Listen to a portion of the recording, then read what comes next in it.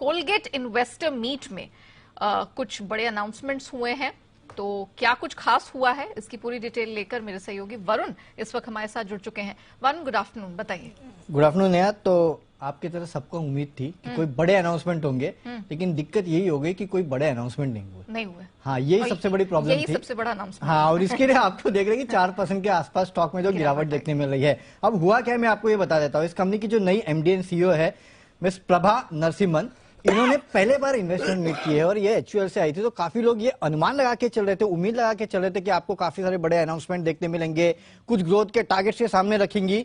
लेकिन दिक्कत यही हो गई कि कोई भी ग्रोथ का टारगेट जो है, कोई बड़ी खास बात जो है वो इन्होंने जो एनालिस्ट मीट थी उसमें नहीं कही है। इनफैक्ट मैनेजमेंट के अनुमान जो है उससे कम परफॉर्मेंस पे इन्होंने काफी चीजें बताई है कि ये परफॉर्मेंस कम क्यों रहा। सबसे पहले तो इन्होंने कहा कि जो ओवरऑल टूथपेस्ट सेगमेंट है इसमें पेनिट्रेशन लेवल जो है वो ऑलरेडी काफी ज्यादा है, इसके लिए ग्रोथ की संभावनाएं जो है वो कम है। अब ग्रोथ आप कहां से लेके आओगे?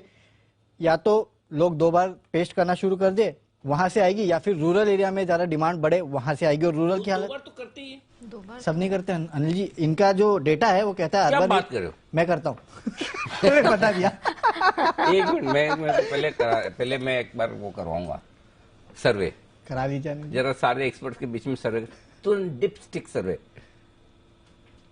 कौन 2 बार पेस्ट नहीं करता? मतलब कौन एक ही बार करता है? चलो एक ही बार कौन कौन करता है? हाथ करो। बोलेगा नहीं, मैंने पता था। अच्छा, आपका चेहरा गुप्त रखा जाएगा, हाथ खड़ा करके। चलिए, सब स्माइल करते हुए, स्माइल के हिसाब से तो लग रहा है सब दोनों बार करते। खाली एक बंसल जी जो स्माइल नहीं करे, इसका मतलब हो सकता है वो एक ही बार करते। पहले जो दोनों बार, वो तो आराम से खुल के स्माइल करते। वो ऐसा भी हो सकता है कि वो 2 बार से ज्यादा करता है अनिल जी। ओहो, अच्छा, ओके जी। कुणाल जी। अनिल जी देखिए, मैं तो माउथ वॉश का भी इस्तेमाल कर रहा हूँ अनिल जी, पिछले 3-4 सालों से अनिल जी। लिस्टरीन? तो अनिल जी मैं आगे हूँ सबसे। ओहो, चलिए, बड़े इसी कलर का है लिस्टरीन। और एक ऑरेंज टाइप कलर में भी आता है। अच्छा, ऑरेंज आता है? दवाई होगी, तुम लिस्टरीन समझ के कर रहे हो। तो चलिए, तो ये है कोलगेट की इन्वेस्टमेंट में। हाँ बताइए जी। जी बंसल जी।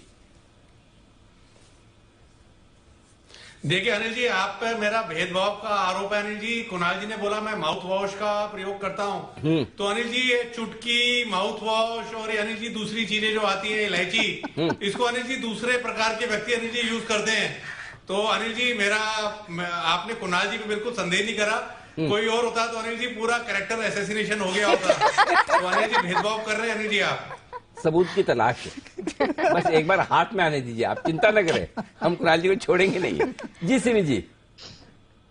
अनिल जी, एक्चुअली जब आपने क्वेश्चन पूछा था ना, तब मैंने ध्यान नहीं दिया था, इसलिए मैंने सुना ही नहीं एक्चुअली क्या आपने पूछा था। पर इसमें शायद मैं सबसे आगे हूँ, क्योंकि मैं 2 बार ब्रश जरूर करती हूँ। रात में ब्रश करूंगी नहीं तो मेरा नींद ही नहीं आएगी। अच्छा, रात तो वो तो करना ही है मेरा। मैं तो 2 बार ही करती हूँ, मुझे सुना ही नहीं दिया था। बाद में मतलब क्वेश्चन जब आपने रिपीट किया, जब माउथ वॉश का जिक्र किया कुणाल जी, तब मुझे समझ में आया कि आप शायद ब्रशिंग के लिए पूछ रहे हैं। मैं तो जरूर करती हूँ एक्चुअली, और ये करती नहीं हूँ। हाँ। मैं तो मेरे बेटी को भी मतलब ये सिखाती हूँ, करना ही है, रात को भी करना ही है। बस यही है।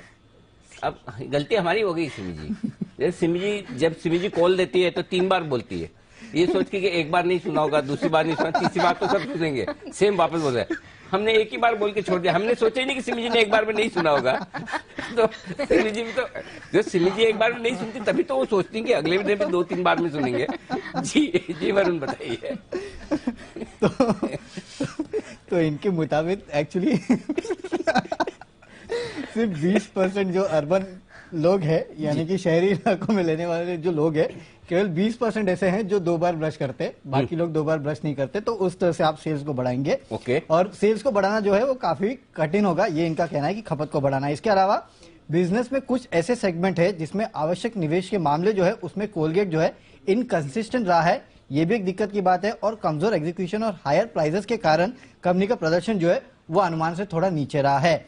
आगे के लिए कि इन्होंने कोई भी गाइडेंस नहीं दिया है, अभी आप देखेंगे तो पिछले 5 सालों में सेल्स ग्रोथ 5% CAGR से केवल बढ़ी है, अर्निंग्स ग्रोथ केवल 10% के आसपास बढ़ी है। तो कहीं ना कहीं लोगों को इंतजार था कि क्या इससे ज्यादा ग्रोथ होगी, लेकिन उसके ऊपर कोई इन्होंने टिप्पणी नहीं की। इनफैक्ट 4 फोकस एरिया इन्होंने बताया, जिसमें टूथपेस्ट की बिक्री को बढ़ाना है, जाहिर सी बात है वो तो इनको करना ही होगा।